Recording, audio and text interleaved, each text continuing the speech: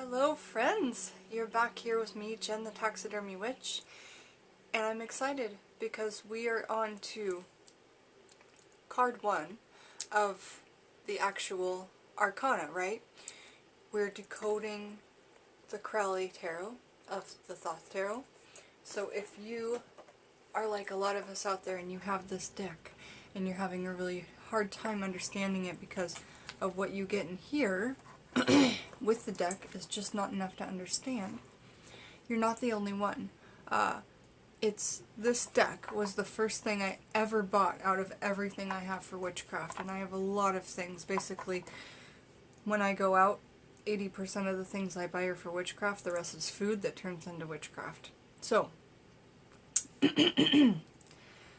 this episode of Decoding Aleister Crowley's Thoth Tarot is on the card 1,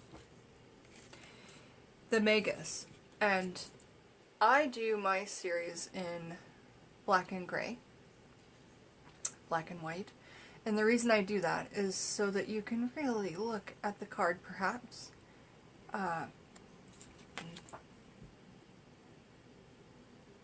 and get an idea, because I was talking about this with my girlfriend Abby, and she has a channel, a witch, and she has a channel called Purple Sky.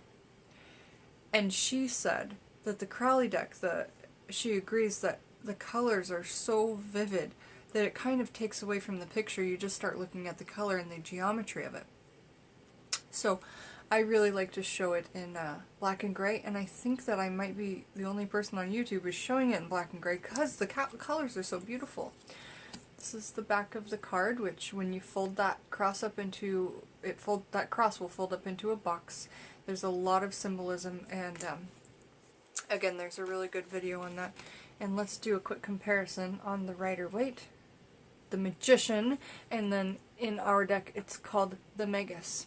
Okay, so if you're used to the Rider-Waite Tarot, which most of us are, the Magician is now the Magus, or Magus, M-A-G-U-S. So let's talk about that and what you get just out of the deck that comes with the book, alright? It pops up 3 times in this little book. And card 1, the Magus.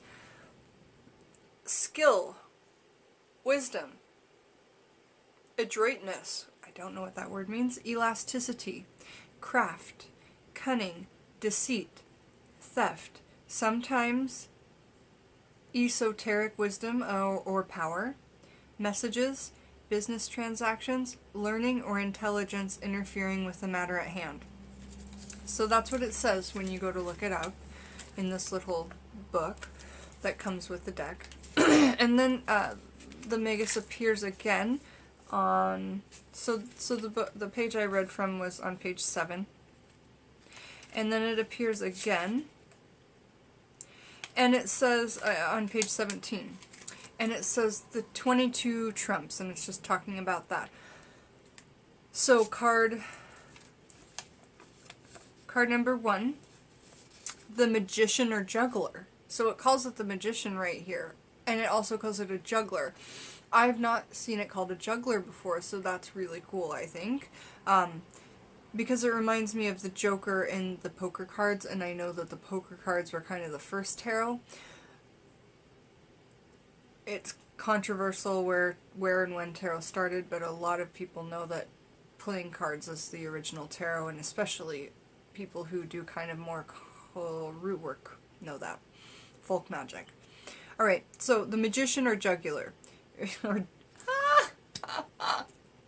Magician or Juggler, not jugular. Oh, Jennifer. Mercury, who is wisdom, will and word, by whom the world is created, symbolizes the fluid basis of all transmission of activity. Behind him and through him is the ape, Hanuman, which is a Hindu conception. The Egyptian counterpart, Thoth, is always followed by the Crinofacilis ape. Okay, so that's what it says on page 17 about the Magician or Juggler card 2, not called the Magus or Magus. And then it appears again on page 37 when it talks about a section called the Catalog. And then it says the Magician or Juggler. Did it again! Like, honestly, the Magician or Juggler. I don't say juggler a lot, I say jugular more apparently. So crazy. Sorry. Mercury. Beth. He is Mercury, the messenger of God, and juggles with the 4 symbols of the elements, and the papyrus of word, the pen or will, the wand or wisdom. He represents the creative force in action as Thoth. In Egyptian tradition, his attendant and shadow is the Cynocephalus ape. Okay. Again, talking about an ape, which, when I look at the card, I'm not seeing an ape, but I know that our book will better help us understand. I see a human, and we all know that a lot of humans, if you are RH positive, descend from apes. If you are RH negative, you do not descend from the rhesus monkey. Look into it. Y'all. Look into it, y'all! So, alright, so we're on to our next book, which is this book that I purchased, and I thought, okay, if that little book won't work, I'll do this book. And I found it online. It's called Tarot Divination, the Equinox by Aleister Crowley. It's a little, like, pamphlet thing. All it says in this whole entire book about it doesn't even say so it says right here, there's no even page numbers in this pamphlet. It says 58 dot, the Magician, dash, the Magus of Power. Letter, some symbol I don't know, and then, it goes on to say one, attribution, a symbol. So, there's 2 symbols, and I'm guessing those are on the card. Nope, different symbols. It's a lot to the artwork of these cards, you guys. But again, I'm sure you have the deck. I'm sure you're able to sit there and look at them. My channel is not going to show you a perfect picture of this. I apologize. We're just sitting here talking about it, doing research together, which I love. So that's all you get from this tiny book.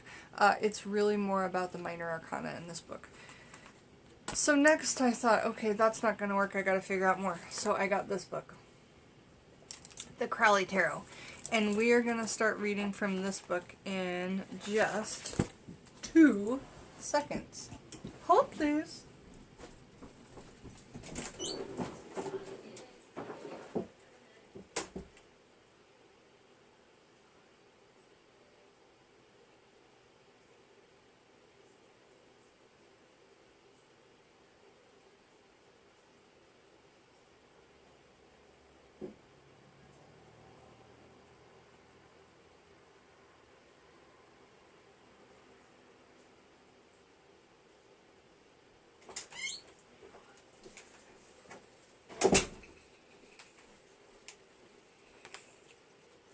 So I really feel that this book is all you need when trying to decipher a layout and understand and learn about the cards, which is what we want to do. Alright, so card 1, the Magus, M-A-G-U-S. Instinct, assertiveness, or will to act. Goal, self-realization. Guiding principle, quote-unquote, I want. Light, activity, strength of will, vital energy. Shadow, aggressiveness, egoism, misuse of power. Quality, drive, impetus, and energy. Alright, so now we're going to talk about the foundation. The card. The focus of this card is a pleasant, youthful figure with great dexterity on tiptoe, standing on the mountain of the unconscious and juggling with diverse symbols floating around it. His ankles are compassed by a giant pair of wings, symbol of Mercury, balancing the youth in his enraptured, exaggerated pose. An enraged ape climbs up out of the lower region. Let me look. There's an ape, apparently. In the lower region. I guess that's an ape under there, under the, like, wing thing. It just looks like some kind of mythical creature, rather, but okay, it's an ape.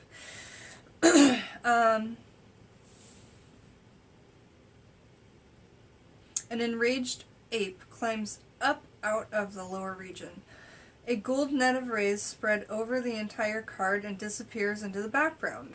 Only behind the back of the figure is a triangular space left open, allowing a glance into the imagination beyond rational thought. The head of the youth is crowned by the turban-like figure of snow snakes entwined within each other, developing into a winged symbol, Eye of Horus. Okay, awesome. I have that on both candles. That sucks. I have that on both candles right now painted. The Eye of Ra, or the Eye of Horus.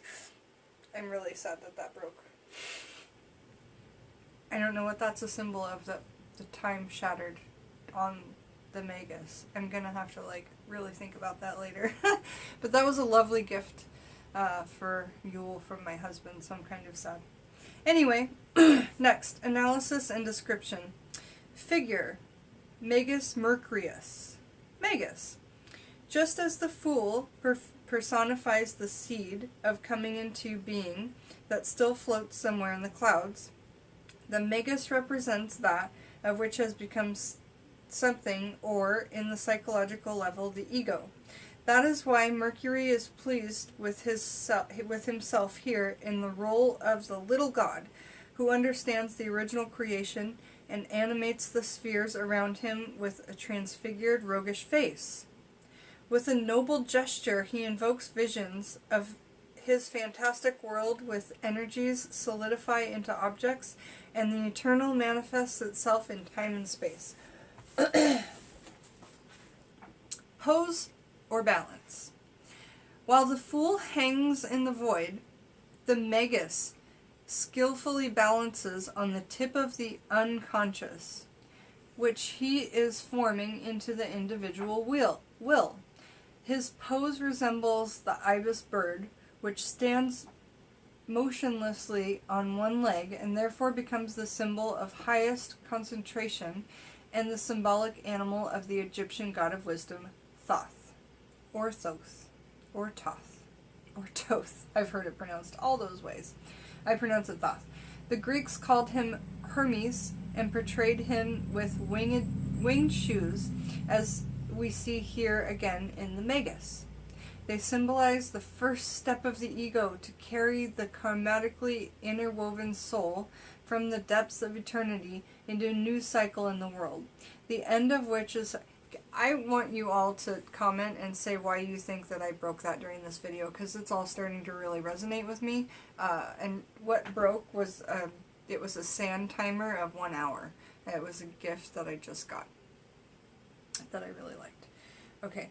This can be seen in the blue-yellow stripe repeated above the head. We recognize this in a double staff, and it comes from the depths, card 15, CV Erase Staff, page 91, and that shows the Magus to be the consciously collective link between the depths and the heights. Okay, now it's going to talk about the winged sun disk. Maybe that at the top of the card. At the tip of the staff, we see the Ur-Ut-Stach, the winged sun disk of the Egyptians, to which both the Urasus snake belong to. The right one presents the Upper Egyptian virtue goddess Nekbekda. The left one, her sister Buto, the tutelary goddess of Lower Egypt. It is most prevalent for the portrayal. This symbol is normally seen on the card of the devil, where it represents the dark Chthonian part of the creative power of Magus Mercurius.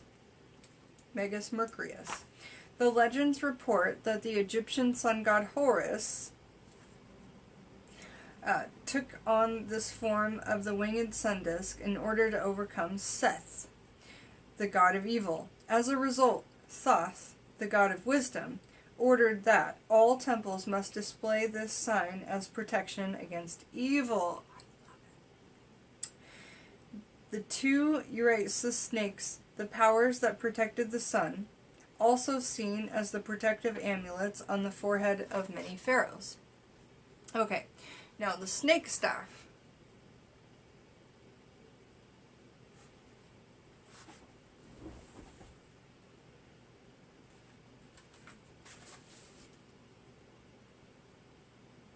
Interesting.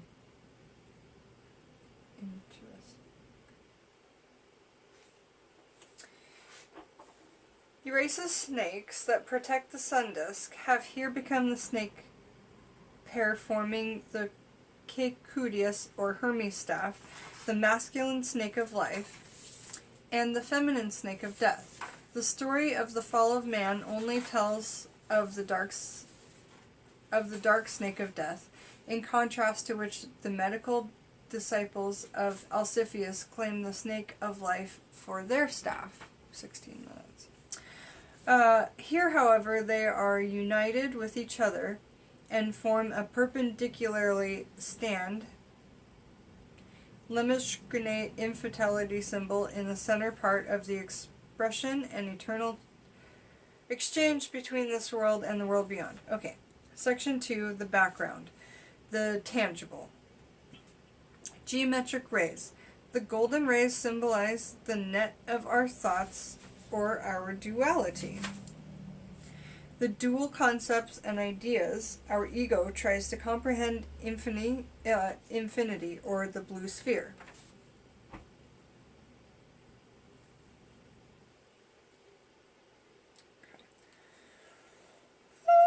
The geometric order of the rays represent the structure through which the ego tries to define the eternal. Triangular shaped space. In the surroundings of this card lie ego personification, ego assertiveness, and the initial spark of the becoming consciousness. The ego is passed through the hole in time and space, triangular shaped space, at the back of the figure, and now starts to form an image of itself. Fan-shaped form. If in this craziness the fool is allowed to look through the obscurity of matter, the Magus then processes the will to densify the fog of the eternal through his actions. This is expressed on the card through the lapis lazuli colored fan-shaped form around the head. Absolutely, this card is gorgeous when you look at it in color. And lapis lazuli is the perfect description. Because also lapis lazuli can have flecks of gold, I think, that I've seen. And this card is blue and gold, and it's gorgeous. Oh Lord, where were we? Oh, I found it. Yay! The lapis lazuli colored fan-shaped form around the head. Above the light violet triangle, we create our reality through our actions, and at the same time the effects of our actions create our individual identity. Number 3 section, the foreground, symbols. The intention of the Magus to form the world according to his will lets him playfully penetrate the spheres that are portrayed in the symbols surrounding him. The magical manner in which he juggles with them shows an unborn inner trust. Coin, fire, cup, or sword. Elemental spheres. Blue background. These are the tarot colors that symbolize that lie on the table of the magician in older tarot cards. They correspond to deeds or discs. So, I don't know.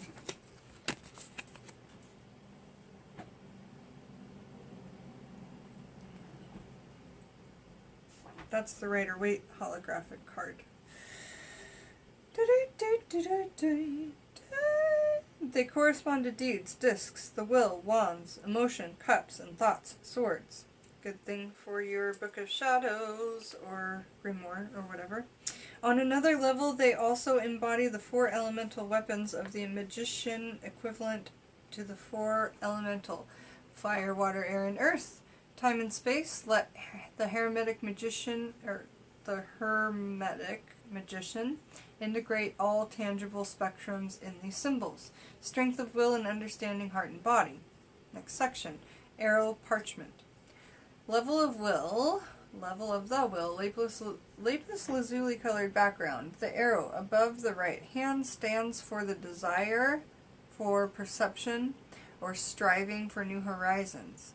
For the shamans, the arrow shot into the air as an invocational meaning. It is the message, an invitation for the deity to come down to a ritual. As a contrast, the parchment contains knowledge that has already taken form, that which has already been expressed and written down. Scepter, winged egg.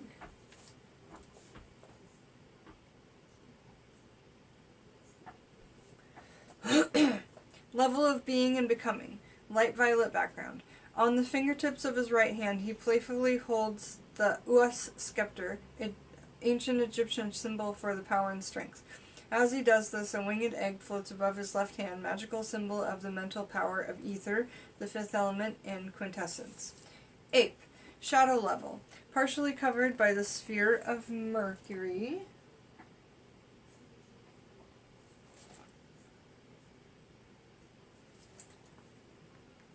The ape, symbolic of the animal of the Thoth, the Egyptian god of wisdom, rises aggressively in the shadow of consciousness against the sphere of light. It corresponds to the instinctive personality of the Magus, which is furiously drawing attention to itself in order not to be neglected in favor of an exclusively intellectual attitude.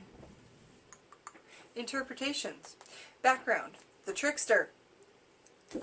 I love the word trickster, honestly. I just love the word trickster. Oh look, you can see my Bastet tattoo. It's very pretty. Okay. Interpretations. Background, the trickster. The Magus has a relationship with the Mercurius of the alchemist and the Greek Hermes, the guide of the soul and master of all crossroads, whose dark nature is balanced by the card of the devil. The mercurial is always the most effective on the thinnest, weakest, most unconscious point of our system of consciousness, on the threshold to this other reality, as it may be, and in that it establishes contact with the unconscious dimensions of the psyche. It may be free of the system of consciousness from its one-sided spasm to relax and expand it, but also to threaten with the danger of dissolution while it's too unstable. By the same... Holy poo, this is long. I thought we were almost done. By the same token, everywhere there are threshold situations and symbols that have reached their limitations. The archetype of Hermes Mercurius is stilled. Since he then provides confusion, disorientation, insecurity, and fear, as well as liberating laughter in times of social upheaval, for example, there are increased manifestations of the trickster. The fools, the crazy people, the clowns, the comedians, cabaret artists, and steretists awaken increasing interest. Alternative lifestyles are thought and sought out and experimented with. Glaring contradictions stand side by side. Everything becomes possible. In short, the world cracks up and becomes crazy, and above everything, the trickster is dancing on his rope, just like the Joker in the poker deck, you know. The trickster is dancing on his rope and friendishly enjoying all of the chaos that has caused, which is at the same time the abundance of the dynamic of the new life. Lutz Muller. Okay, we're going to come back and talk about 2 more pages from this book, and then a bit out of the Rider-Waite, just like we did it the last time, because, you know, this is going to help you understand the Thoth deck, of course, but I think that this book has good, interesting information because it tells you the different, if it's in position 1 through 11 on your spread, what it can mean, and I think that that's kind of really, really cool information. So we're going to be coming back for that, probably in the morning after I've had a good rest and can read freshly. So, thank you for coming back with me, Jen the Taxidermy Witch, while we talked about decoding Crowley's Thoth deck. And we will be more comparing the two, the Magician versus the Magus. It's absolutely defined. Alright. All my love for y'all. Jen, Taxidermy Witch. Bye.